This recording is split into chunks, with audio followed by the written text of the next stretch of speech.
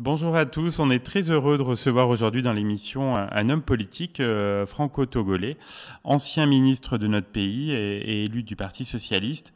Il sort un livre dont on parlera en deuxième partie d'émission, Mémoire d'outre-haine, mais on va revenir d'abord sur son parcours riche qu'il évoque aussi dans le livre. Bonjour Kofi Yamian. Bonjour, monsieur. Alors, vous êtes né au Togo. Je crois que vous obtenez la nationalité française en 1975, c'est ça? C'est cela, c'est exactement ça, oui. Et alors, comment vous vous retrouvez dans le Finistère où vous allez donc faire carrière politique? Écoutez, je n'étais pas venu dans le Finistère pour faire carrière politique, mais vous avez bien résumé quand même la situation. J'ai passé le baccalauréat en 1964 à Lomé et j'avais été repéré par un missionnaire breton et qui m'avait trouvé l'air intelligent. Je ne sais pas ce que ça veut dire. Qui m'a amené à son école. Je suis baptisé, confirmé, premier communié et tout. Et puis, voilà, je travaille à peu près convenablement. Je passe le concours d'entrée en sixième, j'ai le concours de bourse. Je pars à Lomé, à 450-500 km de chez moi, en pension, chez lui. Je passe le baccalauréat en mathématiques en 64. Et puis, voilà, il me dit, il faut que tu ailles en France pour poursuivre tes études supérieures, tu ne vas pas t'arrêter là. Et voilà pourquoi je suis venu en Bretagne. C'est parce Ah, que eh oui. lui, il voulait montrer, je suis le fruit presque caricatural de son travail. Amener un gamin de la brousse à ce niveau-là. Alors c'est terrible parce que l'année où je sors de l'école des mines, je vais à à la maison des missions à Paris et il se retrouve là. Tu vois, Kofi, je t'avais dit, hein, tu es maintenant parmi les meilleurs techniciens que la France forme pour elle-même. Donc ça a dû être pour vous une sacrée fierté, non, d'être élu maire de Saint-Coulitz en 1989. Si, la politique m'a toujours intéressé parce que j'ai vite compris que le seul vrai levier, c'est le levier politique. Mais il ne m'est jamais arrivé à l'idée d'aller me présenter aux élections. Donc c'est les paysans du coin qui Donc ils sont sont venus venus me vous chercher. chercher, oui. Voilà. Ils m'ont dit, il faut que tu te présentes, on a le même maire depuis 30 ans, avant lui c'était son beau-père, pendant 36 ans, ça suffit, il faut que ça change, il n'y a que toi pour faire ça. Moi, la peau noire, ici, vous vous rendez compte, mais si tu seras élu, tout le monde t'adore ici, tu verras. Bon, Et voilà. ils ont eu raison. Et puis vous avez été assez innovant, non, dans votre gestion du pouvoir municipal. Enfin, j'ai lu que vous aviez même des traditions africaines, vous les aviez un peu dupliquées au niveau municipal. Absolument, parce que moi, mes parents m'ont toujours dit, Kofi, tu vas dans un pays étranger que nous, on ne connaît pas. On ne sait même pas où il est. En tout cas, on ne veut pas entendre que notre fils a fait ça de mal, qu'il a cassé ça, qu'il a détruit ça. Donc, tu vas toujours écouter les gens autour de toi. Et surtout, tu vas demander aux plus anciens de te donner les bons conseils. Et c'est pour ça que j'ai créé ce conseil des sages, à l'image de ce qu'on fait en Afrique sous l'arbre à palabre. Moi, je les ai vus, les anciens. Chez moi, on dit les vieux. Les vieux avec beaucoup de respect. Les vieux. Les vieux. Moi, aujourd'hui, je suis vieux. Voilà. Et je suis fier d'être vieux. Et donc, je leur ai demandé de venir m'aider. Ça a été dur. Ils ont eux-mêmes commencé à me dire, non mais écoute, nous, notre temps est passé. Alors, ça, c'est le truc qui m'a choqué, moi, l'Africain. Parce que le temps de personne n'est jamais passé. Oui. Il n'y a pas de retraite pour la citoyenneté. Il n'y a pas de non-citoyenneté, quel que soit son état, l'handicapé, celui qu'on traite l'idiot ou l'imbécile. Tout le monde a son histoire qui mérite d'être entendue. Donc, au début des années 90, vous entrez au gouvernement, donc d'abord avec Édith Cresson, puis avec Pierre Bérégovoy, donc comme secrétaire d'État aux affaires sociales et à l'intégration. Vous étiez l'homme taillé pour le poste, non? Oh, pas vraiment, parce que pour vous dire vrai, moi je savais pas ce que c'est. Je ne savais pas ce que c'est que l'intégration. Moi, je suis arrivé en Bretagne. Vous savez, la Bretagne, c'est comme le Puy-de-Dôme, c'est comme le Massif central. Oui, mais vous C'est, aviez c'est, cette fibre sociale, non, en vous oui, ça, je l'ai. Je l'ai toujours. J'ai la fibre sociale. Ça, c'est sûr. Euh, je pense très précisément qu'on ne peut pas faire la politique si on n'aime pas l'homme. On doit d'abord être philanthrope si on veut faire de la politique. Donc, ça veut dire que on est prêt à aider les gens, aider tout le monde. Et en même temps, je peux vous dire que ça bouffe, hein. Ça bouffe l'énergie, ça bouffe le temps. Et ça vous a plu, cette expérience gouvernementale? L'expérience gouvernementale m'a plu, l'expérience municipale m'a plu encore davantage. Oui, on imagine. Avec l'arrivée de la droite au pouvoir, après vous allez vous replier sur votre Bretagne. Là, vous avez occupé pratiquement tous les postes, non?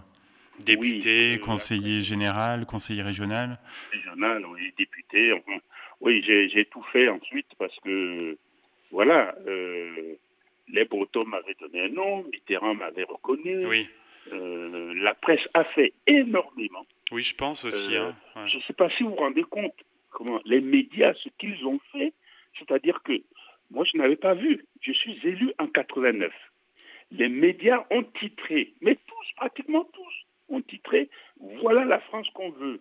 Ce n'est pas la France de Le Pen qu'on veut, c'est celle de Kofi Annan. Ça a été un truc impossible. Et le monde entier s'est déplacé du coup. Moi, j'ai reçu ici, dans mon village, j'ai reçu Time Magazine, le New York Times, Asahi Shimbun, le journal japonais. J'ai vu défiler les Norvégiens, les Danois, les Allemands. Oui. Tout le monde est venu ici. Vous auriez aimé être président du Togo? Oui, j'aurais aimé pour aider mes concitoyens, ceux qui m'ont vu naître. Oui. Aider ce continent qui m'a vu naître. Parce que mon idée, c'était de démarrer une démocratisation, une vraie au Togo. Oui. Et de contaminer les autres pays autour. Ça aurait pu faire boule de neige, voilà, oui. Ouais. Que l'Afrique se réveille et se prenne en charge. Il n'est pas normal, aujourd'hui, il y a 60 ans, que la plupart des pays africains sont devenus indépendants. Et tous les dirigeants sont aujourd'hui encore en train de tendre la main à la France, à l'Angleterre, à l'Allemagne, et aujourd'hui aux Chinois. Ils n'ont pas soupçonné, ils m'ont traité d'être devenu trop blanc. Et donc, ça ne peut pas marcher. Donc oui, ils vous ont empêché d'être candidat, quoi. Ah oui, ils m'ont empêché par tous les moyens. Y compris la menace de mort. Hein. Ah oui, quand même. Ah oui. Alors, Kofi, votre actualité brûlante, c'est la sortie en mars dernier du livre Mémoire d'Outre-Haine, donc aux éditions Locus Solus. On pourrait dire que c'est une plongée au cœur de la France hideuse. Oui, c'est une plongée non pas dans la France hideuse, mais sur la face hideuse. Oui, voilà, oui, plus exactement, oui. Plus exactement, c'est la face hideuse de la France. Il s'agit de courriers, d'injures, de menaces de mort et de toutes les vilainies que j'ai reçues depuis que je suis tombé dans le monde politique. Je n'avais pas imaginé ça de la France. Je n'avais pas imaginé un instant que les Français pouvaient tant écrire. Lorsque j'ai été élu maire, ça a démarré. Et puis très vite, hein, je suis devenu maire en 89 et je suis entré au gouvernement en 91. Vous voyez, c'est passé 2 ans. Et alors, quand je suis entré au gouvernement, c'est parti encore plus fort. Ah bah oui, là, avec la visibilité... Ah ben oui, quand je suis devenu conseiller général, ça a poussé encore un peu plus loin. Conseiller régional, c'est parti. Député, voilà, je me suis dit, c'est dommage, parce que ces courriers-là, c'était des lettres anonymes. Et ça m'a frustré de ne pas pouvoir leur répondre. Parce que quand je parle des courriers d'injures, c'est rien à côté de ce que j'ai reçu comme courrier de félicitations, d'expression du bonheur, de l'espoir qu'on met dans l'homme. J'ai tout entendu, j'ai tout vu. C'est incroyable. Des belles lettres, des superbes lettres. Ça, c'est la France. La France profonde, celle que j'aime. Bien sûr, la France des campagnes. La France des campagnes, la France rurale, que les citadins traitent de cutéreux, de conservateurs accrochés à leur terre, de ploucs et tout ça, oui. Et eux, ils ont donné une vraie leçon à la France des villes. Et mes injures venaient toujours de la France des villes. C'est la région PACA, c'est la région Île-de-France. C'était abominable, abominable. Comme je n'ai pas pu leur répondre, un jour, je apporter une réponse unique à toute cette collectivité-là. Et ce livre-là, Mémoire contre haine, c'est cette réponse.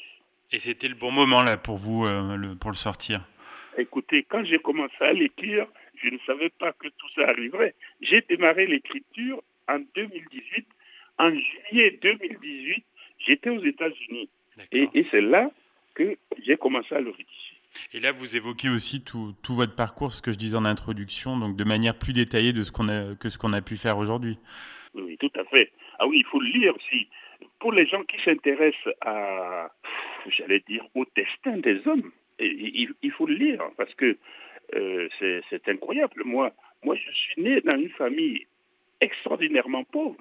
Mais bon, mes parents ne savaient pas qu'ils étaient pauvres puisque tout le monde était comme ça. Hein. Quand je suis parti à l'école, beaucoup de gens se sont moqués de mes parents en disant, au lieu de le garder pour cultiver le champ, vous aidez au champ, pourquoi vous l'envoyez à l'école des Blancs là? Qu'est-ce que vous voulez qu'il apprenne là-bas? Les Blancs ne vont rien lui apprendre. Et puis voilà. Et je suis resté à l'école. Au moment où je partais en France, mon père on m'a dit que les gens instruits comme toi, quand ils voyagent, ils doivent mettre un costume, une chemise blanche, une cravate et des chaussures fermées. Voilà, toute l'économie de ma vie est là.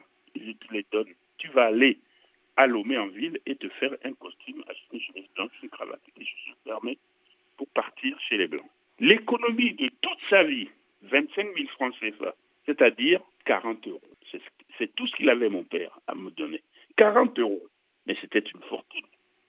Puisque j'ai réussi, effectivement, à me faire un costume, à m'acheter une chemise blanche, à m'acheter une cravate, à m'acheter des chaussures fermées, et même à m'acheter une valise pour mettre mes 4 ou 5 bouquins de maths et de physique pour entrer à Maths Sup à Brest. Oui. Et faire donc tout ce beau parcours qu'on a évoqué. En tout cas, c'était un honneur, un plaisir de vous avoir dans l'émission. Merci beaucoup, Kofi Amienne. Je vous remercie. Et à bientôt en Auvergne, comme je sais que vous venez régulièrement. Je viens assez souvent à Aïsserto. À l'occasion, je passerai vous dire bonjour. Ça nous fera très plaisir. Merci beaucoup. Allez. À bientôt alors. Au revoir.